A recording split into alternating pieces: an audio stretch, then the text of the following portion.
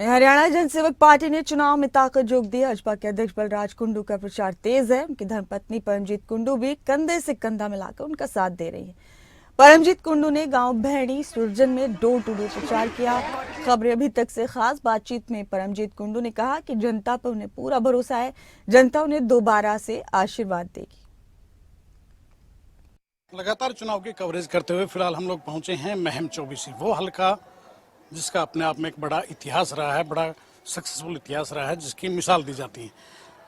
नेताओं के परिवार के लोग भी वोट मांगने के लिए निकले हैं। बलराज कुंडू की धर्मपत्नी है परमजीत कुंडू। परमजीत जी, आप भी वोट मांग रहे हैं, कैसा अनुभव रहा? अनुभव देखो, मुझे जो मेरी माताएं बहनें, अकेली मैं ही वोट नहीं मांग रही, मेरा पूरा परिवार मेरे साथ है, मेरी माताएं बहनें मेरे साथ है, जो सुबह मॉर्निंग में 8 बजे मेरे साथ निकलती हैं और ये लोग 9 बजे अपने घर पे पहुंचते हैं। तो रोजाना का क्या शेड्यूल रहता है आप लोगों का? नहीं, डेली मैं निकलती हूँ, 8 बजे निकलती हूँ। 9 बजे हम जहाँ भी जिस भी गांव के हमारे डोर टू डोर होते हैं, 9 बजे मेरी सारी माताएं बहनें वहाँ मुझे मिलती हैं और फिर हम पूरा दिन एक घर घर में जाते हैं वोट मांगने के लिए और उसके बाद रात को वही 10 बजे घर पे पहुँचते हैं। खाना पीना सब ग्रामीणों के साथ ही होता है? हाँ जी बिल्कुल, मैं इनके बीच में रहती हूँ।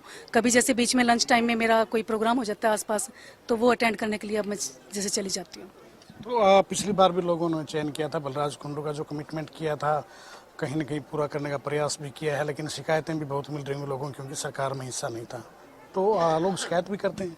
नहीं, बिल्कुल, देखो 1-2 शिकायतें तो आती है लोगों की, क्योंकि लोगों को देखो होता है कि हमारे काम नहीं बने, क्योंकि और वो फिर लोगों को, जनता को पता भी है कि कुंडू साहब की मजबूरी आज की सरकार में नहीं है, लेकिन बिना सरकार में हुए भी कि कितना हमारी बेटियों के लिए कर रहे हैं।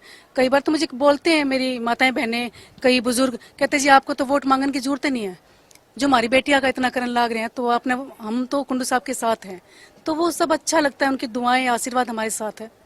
बेटियों की एजुकेशन पे खासतौर से फोकस रहा है आप लोगों का, तो कैसा रिस्पांस देखते हैं? लड़कियां कितनी आगे आ पाई, कितनी नहीं? लड़कियां देखो, अब वो तो आपको भी पता है कि पहले हमारी कितनी बेटियां पढ़ती थी, क्योंकि ना तो कोई सुविधा थी, तो माँ बाप नहीं भेजते थे। आज हमारी अबव 80% बेटियां पढ़ने जा रही हैं, तो माँ बाप कहते जी ऐसे ऐसे गरीब के घर हैं जिनमें मतलब उनका कोई ब्योत था ही नहीं कि वो पढ़ा पाए अपनी बेटियों को ना, वो कहते जी हाँ, अगर हमारे कुंडू साहब बस नहीं चलाते तो हम अपनी बेटियों को नहीं भेजते बाहर, और ना ही हमारा इतना हम खर्चा दे सकते थे, बेटी को हर रोज का किराया 200 रुपये किराया हम नहीं दे सकते थे, और वो बेटी आज कामयाब हुई है।